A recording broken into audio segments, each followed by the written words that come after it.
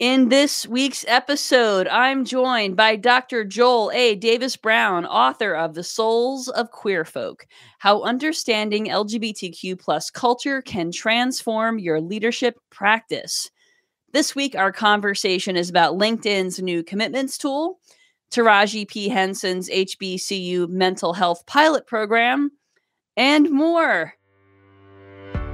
Hey there, my name is Bernadette Smith. Welcome to 5 Things in 15 Minutes, my weekly show where I bring good vibes to DEI. That is good vibes to diversity, equity, and inclusion with a little dash of corporate social responsibility. What I've found is that there are lots of news stories about what's going wrong in the world and lots of negative data.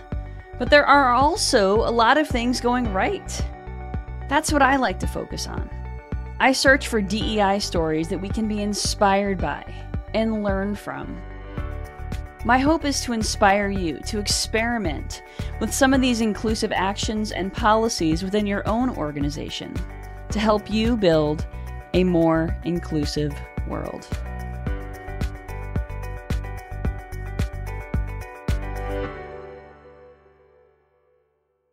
Let's get started. Joel, will you please tell the world about yourself? Sure. First of all, thank you for having me. It's a pleasure to be here. Hi to everyone in the universe who might be listening, watching, or participating. So, I'm a long-term organizational development consultant. I've been doing that for 25 years, based in San Francisco and Nairobi at this point, our company. And I'm a professor, an adjunct over in La France. I just got back from France 2 weeks ago. And I'm also an author. And so recently I published a book called, as you just noted, The Souls of Queer Folk, and that came out in February. And it's equal parts cultural attaché, leadership development, call to action, if you will, to help really rebrand and reframe how we look at the queer community, but also how do we leverage queer wisdom to deal with the adaptive challenges that we have in the world and the organizations that we serve and support. So that's who I am, and glad to be here. Thank you. Your book sounds really fascinating, so I promise I am going to read it. I can't wait to read it. So talk to me about this wisdom that you're referring to. Is it sort of the wisdom that comes from, generational trauma, like through our community? Talk a little bit about where that, or the origin of it. Yeah, so the wisdom that we possess, I think, is in navigating a society that doesn't really understand us and a society that doesn't really honor us. And so that wisdom, which I think can be dismissed or disregarded as just a trauma response, is really about how do we affect transformational leadership? Because in order to be a transformational leader, you have to really focus on your being first, recognizing who you are, your purpose, but also understanding your value as a human being and emulating that. And then from there, you're able to lead a team, an organization, a community, and a nation. I think many marginalized communities possess this knowledge. The beautiful thing about our community is that we have the wisdom and the knowledge from a number of different communities, whether it's women, BIPOC communities, people who are from different faith traditions, people who are immigrants, people who are disabled, people who come from all over the world. So that's the beauty of it. But we also have the additional layer that, and the additional wisdom that we get from non-binary people. And we also get from having kind of I don't say the sexualized experience, but having the somatic experience of being very in touch with our bodies and being very much in tune with the wisdom that we get, not just from, thinking and whatnot, but also from being present with who we are and being present in our bodies as well. And so all of that, I think, has helped us to be unwitting leaders for the world. And the goal of this book was to help people to start to recognize that, not only people outside the community, but if we're also being honest, people within the community as well. I love that. So it's about leveraging the wisdom from all of our marginalized identities and cultural backgrounds and lived experiences, and how we can be a better leader through all of that. Yeah, I love it. If I were to ask people, and I do this all the time, would you change places with a queer person?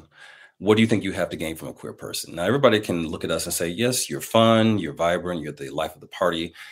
But very few people want to change positions with us, and very few people I found who are not members of the community think that we have anything to contribute besides being the colorful avatars that we've come to know, the stereotypical notions. And so what I've really wanted us and want society to think about is we do possess a lot of wisdom, and it's not just wisdom in terms of being able to see society as it is, but in terms of how we are adaptive, looking at things from a non-binary perspective.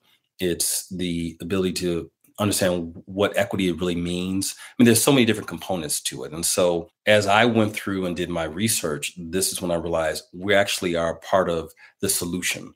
Much like, many of the people who have been in Native American societies. So we look at them as the two-spirit people. Much like the two-spirit people were seen as kind of the spiritual guides, the mentors, the sages for those communities. I think the queer community has the opportunity to be that for the world. If not only if we're given the opportunity, but if we take the opportunity to lead and to do so going forward. So that's what I want this book to do is kind of it's an invitation for us to kind of join our own party, but to recognize what we bring and to help others to see what perhaps they've not seen thus far. Yeah, and it sounds like there's an opportunity, kind of a call to action to be more visible as well. And that's actually what I wrote about this week in the newsletter was about visibility. Last week was Lesbian Visibility Day, and my Yes. partner and I spent it at the Illinois State Capitol building during Illinois Advocacy Day. And one of the conversations that I had that day was with someone who runs an LGBTQ center in Southern Illinois, so 3 hours from Chicago, but also a relatively short drive from Tennessee, Indiana, Kentucky, and Missouri, places with anti-LGBTQ legislation. And she's seeing getting a lot of calls from people considering relocating to Illinois with these anti-LGBTQ bills and laws being proposed and passed. So it's, Illinois is kind of becoming a bit of a sanctuary for folks. I would imagine California, for those who can afford it, is as well. But there is a disparity there in terms of economic ability and the cost of relocation. And what I love about, and I do think this connects to your book in the sense that there is kind of a call to action, especially among young folks. I would love for this book to get in the hands of young folks who can see that wisdom within and empower themselves to continue to be advocates, because these anti-LGBTQ laws are no joke. It's relentless. One of the things I think is really important as a student of history is to recognize that a lot of what we're dealing with is not new. I mean, and I think that's where, when I'm talking with people who are younger than me, I'm still considering myself a young person, but when I'm talking with people who are younger than me and people who are just not aware, one of the things I try to impress upon them is that a number of the things that we deal with are not new. A number of the policies, they may be different in form, but not in substance. And so if we can combine or blend that youthful energy, that enthusiasm, or not even that youthful energy, that activism spirit, if you will, with the knowledge that we've already come through so much, we've already been able to do so much, we've already been able to overcome so many major obstacles, then it's not that the things that we're dealing with are not daunting, but that we recognize that we do have a prescription, a tool, a remedy for doing the very work that is necessary. That's where I think this book can really be important. And what you said as well about just helping people to be more resilient and also to be more activated. That's what I hope people can take away from any of these conversations, particularly around, the book is this isn't anything that we need to be afraid of because we've dealt with it before. And actually, if we study our own cultural pathway, there are prescriptions as to how we can move forward. And so I get inspired, for example, when I think about the fact that, there were balls in Harlem, for example, in the 1880s, for people who were queer and non-binary and gender non-conforming, who were just trying to live their lives and be themselves. And people took it upon themselves to say, we're going to be activated, we're going to be empowered, we're not going to let people to hold us back. And so if you can have balls numbering with about, 5,000, 6,000 attendees in the 1880s in New York at a time when, certainly it was hard for any of us to be who we could be, particularly if you're a BIPOC person, then we can certainly think about strategies that we can adopt now in 2023. Wow, I had no idea. I mean, 1980s, yes. 1880s, wow, learn something new every day. Wow, well, that's a great answer to I didn't even ask you my question that I ask everyone, which is what's giving you hope? Because that's clearly what's giving you hope, the lessons from the past. Absolutely. And I'm sure you can recognize this, when we think about this from an intersectional lens. Mm-hmm. So being, Black, Indigenous, I grew up in a middle-class family, but also, of course, being queer, our history is replete with examples of how we've been able to overcome, to be triumphant. And it's not just a matter of survival, it's a matter of how do we thrive. And that is what has given me history. So, for example, we're talking about Lesbian Visibility Week. And a lot of people, for example, think that the same-sex marriage movement began in Massachusetts in 2004. Well, it began in 1971 in my hometown, Milwaukee, Wisconsin, with two African-American women who went down to the courthouse and said, we believe that we should be married.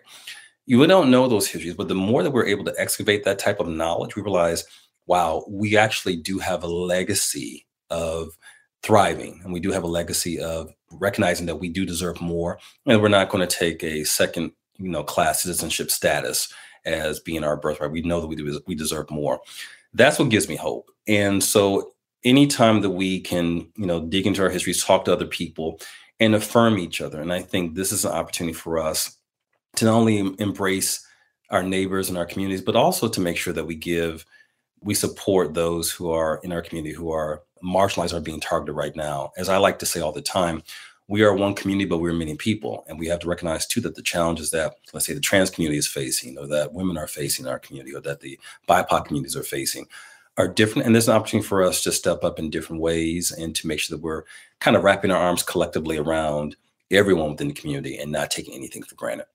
I love that. Well, that's a great call to action for all of us queer folks and allies, of course. But I think that there's a lot of strength to be found from that message. So thank you. We will make sure we get your book in the show notes as well. Okay, so let's move on to this week's Good Vibes. The first story comes from Butter and, which is a cake shop in San Francisco, your city. And the Butter and decided to offer stock options to its employees as a way to retain them and align their interests with those of the company. And the tenure of employees is 4+ years. And I love this. So, that's a wonderful gesture that they're making. One of the things I would ask them to think about too, so I want to say this as both and, is not only creating stock options, but also how are you building relationships within the community. And so oftentimes people think, and I know you know this, leaders think of their community as the people who they employ between, let's say, the hours of 8 and 5 on a given day. What I would hope that companies continue to think about too is how can we build, let's say with the example that you just offered, financial literacy, but also to build a relationship with people in the community so that it goes beyond just those who are working, but they're also making an impact. And certainly creating financial security, wealth is certainly something that's important for the community, but also how can you take that beyond that so that you have more strong, deeper roots and relationships with people in the community. So it's a good start. And I, like you, like to focus on what's good, not just on what's not working. I think that's what keeps me going, is not seeing the glass half empty, but seeing the glass half full. I agree. And Joel, you'll learn pretty quickly that all of these stories, every story that I ever share is a both and. Always. There's always more. Okay, the next story comes from Mattel. There's a new Barbie doll, and this doll has Down syndrome. And Barbie partnered with the National Down Syndrome Society on product development. And Ellie Goldstein, who's a model with Down syndrome, is part of the ad campaign. So Barbie shows up here in 5 Things a lot, Joel, because of all of the diversity that Barbie continues to represent. What I love about that example is that it sounds like Mattel, or the parent company, relied on people from the community to inform them as to what they were doing. And again, this is something that may seem kind of straightforward, but it's not, because I've seen situations, I know you have too, where companies have engaged in these very ambitious programs, but they've not consulted anybody from the community where they can speak about their lived experience. And so this is, again, a plus of how to get things right and to continue to do this, particularly when you think about things such as marketing, products, recruitment, retention, but also the culture, right? So continue to leverage that expertise in order to create, once again, larger impact than just what your workplace culture might be. So that's another, I guess, win, if you will, for Mattel. Absolutely. All right. And the third story this week comes from LinkedIn, which has a new commitments tool that lets users screen prospective employers by what the company stands for. So commitments allows companies to display specific values like work-life balance, DEI, career growth and learning, social impact, environmental sustainability, etc. The companies can specify those values, and prospective employees can look for those values. And of course, a company can say that and not mean it, sure. hopefully they don't, because then there's a little bit of accountability, right? Right. So I do love this. Anything that we can do to create more opportunities for a better fit, a better culture fit, a better, well, culture add, Mhm. and an opportunity for employees to feel like they belong. It would have helped me early in my career. Long time ago, in a parallel universe not too far away, I practiced law. And I remember one year clerking for a summer. They loved me. They said I was the best thing since sliced bread. But I wasn't out on my resume. The next year, I said, okay, let's see how great I am. I sent them a resume. I was co-president of the, I guess, the Outlaw. It was the Lesbian, Gay, or LGBTQ plus Law Student Association. I got no response. I got a letter in the mail, a rejection letter. They misgendered me and thanked me for my time, but indicated they would be going in a different direction. So it would be nice to have, that type of tool. And as you said, we can't rely on statements and platitudes. We actually have to see it developed or in action. And I would encourage people to go beyond just that tool, although it's a great tool. Talk to employees, look at the track record, do your research, do your due diligence to make sure that the company is going to be a good fit for you. Yeah, absolutely. And Glassdoor actually allows visibility of people's, I believe, gender and racial background if they choose to disclose on their review. So that's another way to do some vetting of prospective employers. Okay, the next story comes from Taraji P. Henson, the actor, who's amazing. I adore her. She has a new collaboration with the Kate Spade Foundation, and this really is about providing women-specific mental health care services at historically Black colleges and universities, piloted at Alabama State University. So the Mm. program offers women free therapy sessions, rest pods for silence and rest, training in yoga, meditation, and a whole lot more. That is Wellness is the one aspect of leadership that I think is so undervalued. Why do I say that? When I talk to leaders, they'll say, I want to make sure that people understand how to be strategic, how to sell yourself, how to brand. But what I say to them is, are you also mindful of how you're teaching people to attend to their well-being? So I love the fact that Taraji P. Henson is removing the taboo, which still exists. And I can speak to this particularly in the Black community around mental health and wellness and helping to make this part of a regular conversation. As someone taught me a long time ago, it's normalized to go to a doctor to talk about physical or physiological ailments. It should be normalized for us to talk about our mental health as well. So kudos for that. And let's continue to make those conversations part of everyday conversation.